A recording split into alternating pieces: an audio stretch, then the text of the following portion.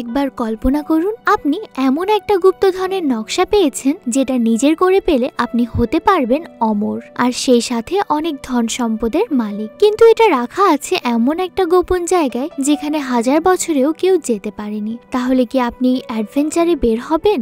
আজকে ঠিক এমনই একটা গল্প শোনাবো, সেখানে প্রতি মুহূর্তে থাকবে অ্যাডভেঞ্চার আর টান টান উত্তেজনা। তো চলুন আর দেরি না করে শুরু করা যাক।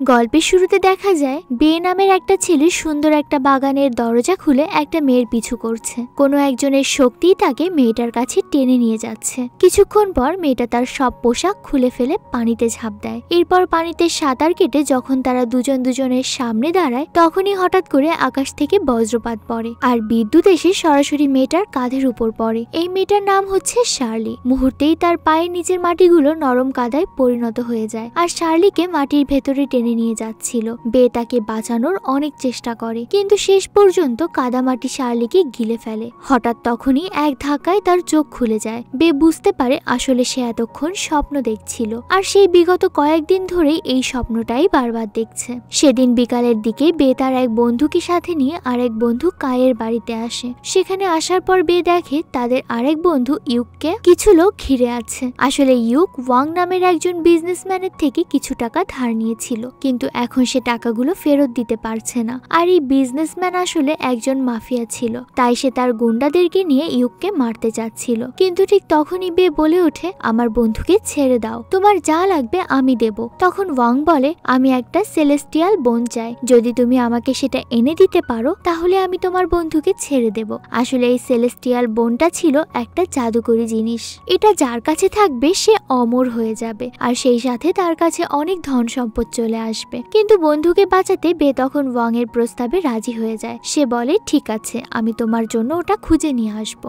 এরপর বে তার বন্ধুদের সাথে বের হয়ে সেই সেলেস্টিয়াল বোন কোথায় পাওয়া যাবে সেটা খুঁজতে শুরু করে। একসময় তারা জানতে পারে আসলে এই সেলেস্টিয়াল বোন রয়েছে একটা গুহার ভেতরে, আর সেখানে যাওয়ার রাস্তা শুধুমাত্র একটা প্রাচীন ম্যাপেই আঁকা আছে, আর এই ম্যাপটা আছে একটা লাইব্রেরিতে। যখন বে আর তার বন্ধুরা ওই লাইব্রেরিতে এসে পৌঁছায়, তারা সেখানে একটা মেয়েকে দেখতে পায়। কিন্তু মেয়েটাকে দেখে বে অবাক হয়ে যায়, কারণ এতদিন ধরে তো সে এই মেয়েটাকেই স্বপ্নে দেখে আসছে, কিন্তু এর আগে কখনো সে তাকে চিনত না। আর সব থেকে অবাক করা বিষয়, এই মেয়েটার নামও শার্লি, আর মেয়েটার কাছেই ছিল সেই গুহায় যাওয়ার একমাত্র ম্যাপটা। তাই বে শার্লিকে বলে, আমাদের ওই ম্যাপটা প্রয়োজন। শার্লি বলে, আমি ম্যাপটা তোমাদেরকে দিতে পারি, তবে একটা শর্ত আছে, সেটা হলো আমাকেও তোমাদের সাথে নিয়ে যেতে হবে।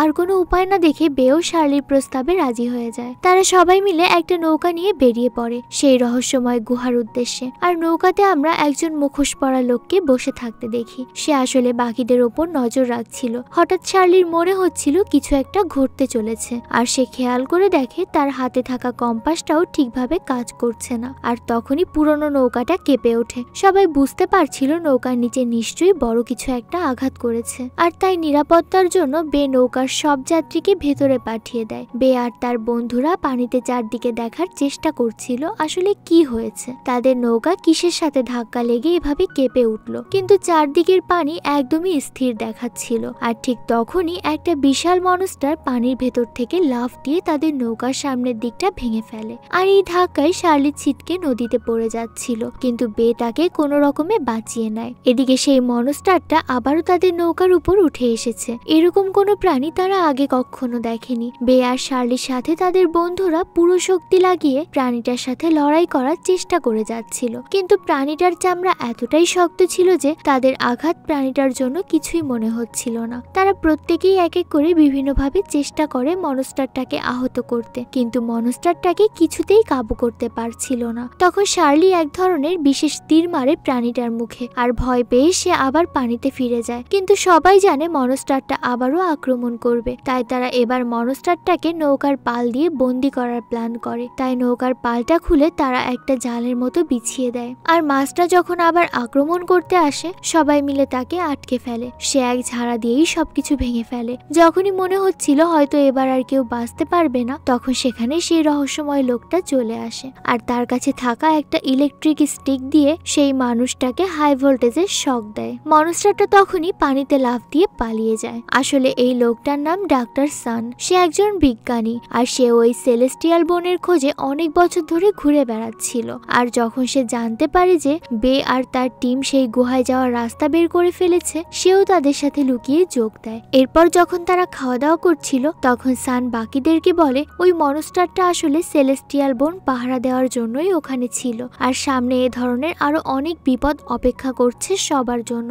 বে আর তার বন্ধুরা এ ব্যাপারে আগে থেকে কিছুই জানতো না, তাই সানের দেওয়া তথ্যগুলো শুনে তারা ঠিক করে সানকেও তাদের সাথে নিয়ে যাবে। কিছুক্ষণ পর সেখানে লিন নামের আরেকটা মেয়ে চলে আসে। আসলে লিন হচ্ছে ইউকের গার্লফ্রেন্ড। কয়েক ঘন্টা পর যখন তারা নকশাতে দেখানো এলাকায় চলে আসে, তারা পাহাড়ের উপরে একটা মন্দির দেখতে পায়। অনেক বছর ধরে এখানে কেউ আসে না। তারা সবাই যখন মন্দিরে ঢোকে সেখানে চারদিকে শুধু ধুলা জমেছিল, তাই সবাই প্রথমে হতাশ হয় যে এখান থেকে সেই গুহায় কিভাবে যাবে। কিন্তু কিছুক্ষণ খোঁজাখুঁজি করার পর বে একটা লুকোনো সুইচ খুঁজে পায়, আর সেই সুইচের চাপ দেওয়ার সাথে সাথে একটা গুপ্ত রাস্তা খুলে যায়। আর সেই পথ ধরেই তারা একটা বিশাল আন্ডারগ্রাউন্ড সুড়ঙ্গে পৌঁছে যায়। এভাবে কিছু দূর হাঁটার পর তারা একটা বিশাল দরজার সামনে এসে দাঁড়ায়, কিন্তু এই দরজাটাতে একটা প্রাচীন তালা দেওয়া ছিল। কিন্তু বে তার বুদ্ধি দিয়ে কিছুক্ষণের মধ্যেই সেই দরজাটাও খুলে ফেলে। কিন্তু দরজাটা খুলে তারা সবাই অবাক হয়ে যায়, কারণ দরজার ওপাশে যেন একটা আলাদা দুনিয়া, কারণ সেখানে চারপাশে সবকিছুই বরফে ঢাকা, এমনকি নিচে হাঁটার রাস্তাটাও পিচ্ছিল বরফ দিয়ে আবৃত।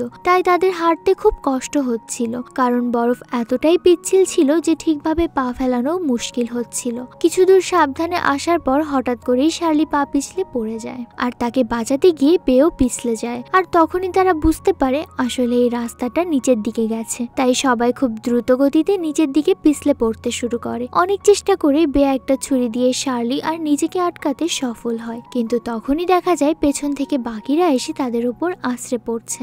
ব্যাস আর কি, এবার সবাই মিলে নিচের দিকে পিছলে পড়ছিল। হঠাৎ করেই তারা সামনে তাকিয়ে দেখতে পায় তারা যেদিকে পিছলে যাচ্ছে সেখানে কিছু ছুরির মতো ধারালো বরফ তাদের জন্য অপেক্ষা করছে। আর যদি এভাবে সবাই মিলে ওই বরফগুলোর উপর পড়ে তাহলে সবার মৃত্যু সুনিশ্চিত। কিন্তু বে তখন খেয়াল করে ওই বরফগুলোর পাশেই একটা সরু টানেল আছে, তাই সে শার্লিকে বাকি বন্ধুদের দিকে ছুঁড়ে মারে। এতে সবাই মিলে ওই টানেলের দিকে সরে যায়, আর বে নিজে মৃত্যুর দিকে এগিয়ে যাচ্ছিল। কিন্তু ঠিক তখন শার্লি তার কাছে থাকা একটা হুক দিয়ে বেকেও তাদের দিকে টেনে নেয়। এরপর তারা সবাই ওই টানের ভেতর থেকে পিছলে নিচে মাটিতে এসে পড়ে। সবাই ভাবে হয়তো এবারের মতো তারা প্রাণে বেঁচে গেছে, কিন্তু এই গুহাটাও অনেক অন্ধকার ছিল। কিন্তু তাদের তো সামনে এগোতেই হবে, তাই সবাই মিলে হাঁটতে শুরু করে। রাস্তায় তারা বেশ কিছু মানুষের হাড় দেখতে পায়। ডাক্তার সান তাদেরকে বলে হয়তো এগুলো এর আগে যারা সেলেস্ট্রিয়ার বোন খুঁজতে এসেছিল এটা তাদের। এটা দেখে তো সবাই চিন্তায় পড়ে যায়, কিন্তু তারা মারা গেল কিভাবে? নকশাতে বলা ছিল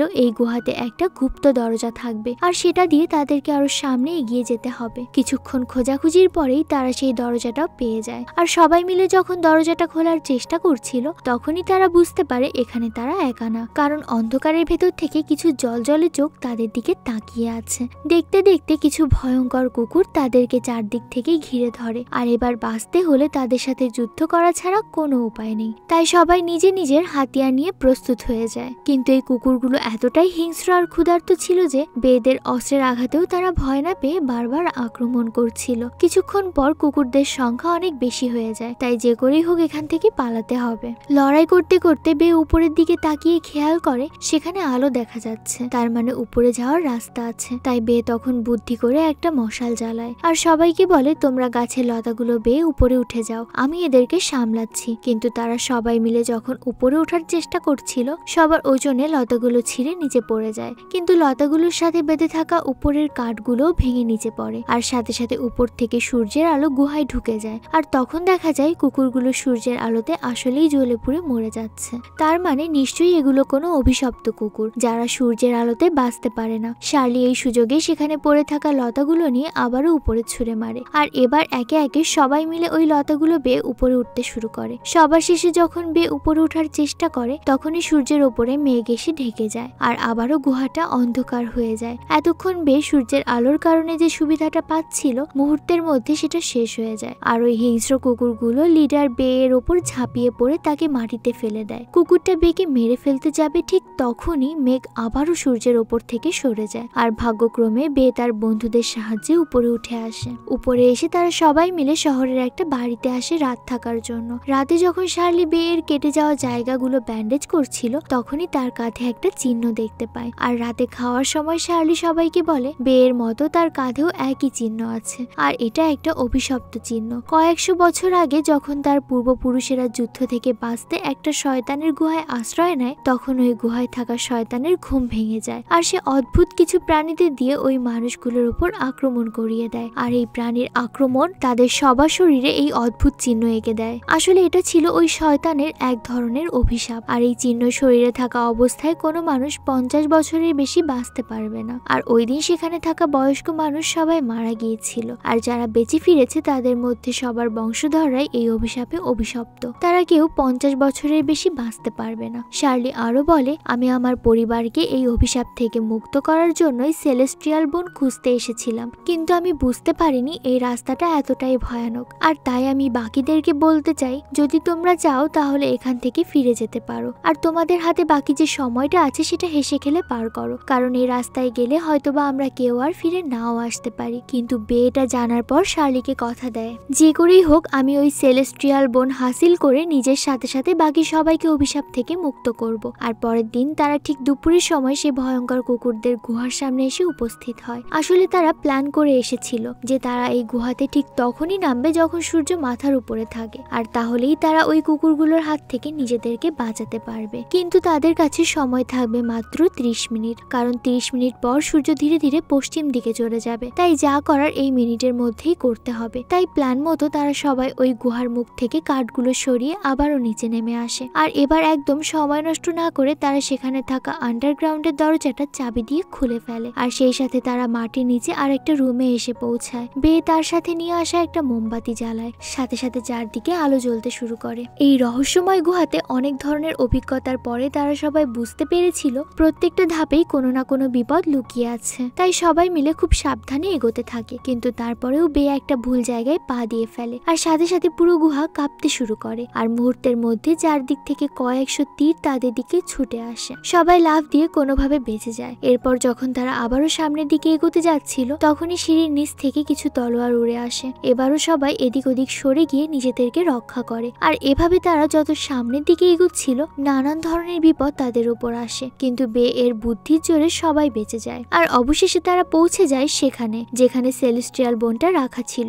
বে তখন শূন্যের উপর ভেসে থাকা বোনটা নিজের কাছে নিয়ে নেয়। আর তখনই শার্লি দেখে অনেকগুলো বিশাল বিশাল মাকড়সা তাদের দিকে ছুটে আসছে। তারা সবাই মাকড়সাদের সাথে যুদ্ধ করতে শুরু করে, কিন্তু মাকড়সারা সংখ্যায় অনেক বেশি থাকায় এদেরকে হারানো অসম্ভব। তাই তখনই বে লক্ষ্য করে মাকড়সারা শুধুমাত্র সেলেস্টিয়াল বোনের দিকে এগিয়ে যাচ্ছে। তাই সে তার জীবনের ঝুঁকি নিয়ে সব মাকড়সাদেরকে নিজের দিকে ডেকে নেয়, আর এই সুযোগে বাকিদেরকে সেখান থেকে নিরাপদে বের হয়ে যেতে বলে। সবাই উপরে চলে যায়, কিন্তু একমাত্র শার্লি সেখানে থেকে যায়। আর শার্লির সাহায্যে বে মাকড়সাগুলোর মধ্য থেকে বের হয়ে সেই সুড়ঙ্গের মুখের কাছাকাছি চলে আসে। কিন্তু যখনই তারা দুজন উপরে উঠতে যাবে, মাকড়সাগুলো শার্লিকে জাল দিয়ে আটকে নিচে ফেলে দেয়। আর শার্লিকে বাঁচাতে বেও তখন নিচে চলে আসে। আর সাথে সাথেই দেখা যায় তাদের পুরো টিম আবারও সেখানে ফিরে এসেছে। তারা কেউ কাউকে ছাড়া এখান থেকে বের হতে রাজি না। সবাই মিলে যখন মাকড়সাগুলোর সাথে যুদ্ধ করছিল, ততক্ষণে 30 মিনিটের বেশি হয়ে গেছে। তাই সূর্যের আলো সেখান থেকে সরে যায়, আর সেই সাথে সুড়ঙ্গের ওপরে থাকা দরজাটাও বন্ধ হয়ে যায়। এখন তারা সবাই এই মাকড়সাগুলোর সাথে নিচে আটকে গেছে। কিন্তু ডাক্তার সান তখন সেলেস্টিয়াল বোন দিয়ে সব মাকড়সাগুলোকে এক জায়গায় জড়ো করে, আর চারদিকে জ্বালানি তেল ছড়িয়ে দেয়। এরপর সবাই মিলে একটা কাঁটাযুক্ত দেওয়াল তৈরি করে।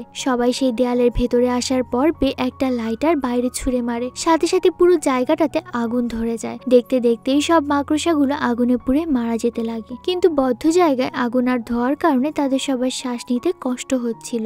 তারা বুঝতে পারে এটাও একটা ভুল প্ল্যান ছিল, কিন্তু এখন আর কি করবে। হঠাৎ করে তখন শার্লি লক্ষ্য করে তার হাতে থাকা কম্পাসটা উল্টো ঘোরা শুরু করেছে, ঠিক যেমনটা সে প্রথমবার নৌকায় থাকা অবস্থায় হয়েছিল। শার্লি বুঝতে পারে তারা নদীর খুব কাছাকাছি আছে, আর তাই তারা দেওয়ালে আঘাত করতে শুরু করে, কারণ তারা বুঝতে পেরেছিল এই দেওয়ালের ওই পাশেই আসলে নদী। তাদের আঘাতের শব্দ শুনে সেই মনস্টারটাও সেখানে চলে আসে, আর বাইরে থেকে দেওয়ালে আঘাত করতে শুরু করে। কিছুক্ষণের মধ্যেই দেওয়ালটা ধ্বংস হয়ে নদীর পানির ভেতরে ঢুকে যায়, আর সুযোগ পাওয়ার সাথে সাথেই সবাই সেখান থেকে বাইরে বের হয়ে আসে। কিন্তু বে খেয়াল করে সেই নদীর মনস্টারটা তার পিছে তেড়ে আসছে। মনস্টারটা প্রায় তাকে ধরেই ফেলবে, ঠিক তখনই গুহার একটা বিশাল পাথর ভেঙে তার গায়ের উপর পড়ে, আর মনস্টার সেখানেই আটকে যায়। এরপর আমরা তাদের সবাইকে ট্রেনে দেখতে পাই। এক ভয়ঙ্কর অ্যাডভেঞ্চারের পর তারা সবাই বেঁচে ফিরছে, তাই এখন বাড়ি ফেরার পালা। কিন্তু শার্লি তখন বেকে তার জীবন বাঁচানোর জন্য ধন্যবাদ দেয়। সেই সাথে সবাই অনেক অনেক খুশি, কারণ অবশেষে এবার তারা অভিশাপ থেকে মুক্তি পাবে। আর আসলে গল্পের শুরু সেই বিজনেসম্যান ওয়াং নিজেও এই অভিশাপের ভুক্তভোগী ছিল, তাই সে সেলেস্টিয়াল বোন পাওয়ার জন্য এত মরিয়া হয়ে উঠেছিল। গল্পটা এখানেই শেষ হয়ে যায়, কিন্তু এই ধরনের অ্যাডভেঞ্চার গল্পগুলো যদি আপনার ভালো লেগে থাকে তাহলে এমন পুরনো সমাধিতে রহস্যময় জিনিস খুঁজে বের করার গল্পগুলো আমরা আপনাদের জন্য নিয়ে আসতে পারি, কিন্তু সেজন্য আপনাদেরকে অবশ্যই আমাদেরকে কমেন্ট করে জানাতে হবে।